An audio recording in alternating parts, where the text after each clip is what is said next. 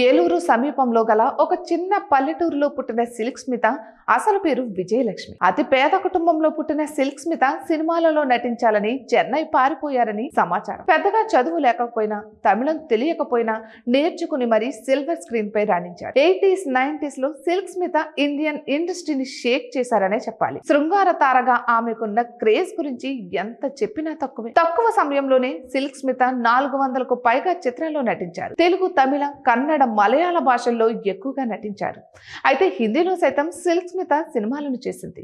Silk స్మితను ఉద్దేశించి గతంలో star comedian బాబు మోహన్ కొన్ని ఆసక్తికర కామెంట్స్ చేశారు. సిల్క్ స్మితను ఆయన బాస్ అని పిలిచేవారట. సిల్క్ స్మిత సెట్ లో కూడా నల్ల కళ్ళజోడు పెట్టుకుని కాలు మీద కాలు వేసుకునే కూర్చునేవారట. హీరోలు వచ్చినా లేచేవారు కాదట. వాళ్ళ ముందు కూడా ఆమె అలానే కూర్చునేవారట. అలా ఎందుకు చేస్తావు బాస్ అని సిల్క్ స్మితను బాబు మోహన్ అడిగితే, నన్ను మగాళ్ళు ఎలా చూస్తారో తెలుసుకోవడానికి అని సమాధానం చెప్పారట. ఒక రోజు సిల్క్ స్మిత ఇంటికి వెళ్లారట. ఆ ఇల్లు చూసి బాబు మోహన్ మైండ్ బ్లాక్ అయిపోయింది.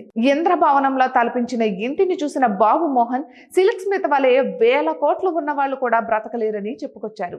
అంత లగ్జరీ లైఫ్ ఆమె అనుభవించింది. షూటింగ్ లో వాడిన కాస్ట్యూమ్స్ ని అపురూపంగా దాచుకునేవారట. ఇక సిల్క్ స్మిత తన అభిమానులను శోక సముద్రంలో ముంచుతూ 1996లో ఆత్మహత్య చేసుకుని మరణించారు.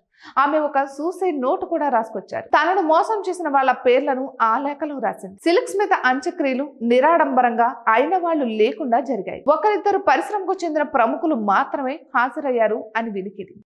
Hi guys, subscribe to JKTV. Subscribe to JKTV. Please subscribe to JKTV. Subscribe to JKTV. Hi అందరికీ నమస్కారం. Please subscribe JKTV. అందరికీ నమస్కారం. Please like, share and subscribe JKTV.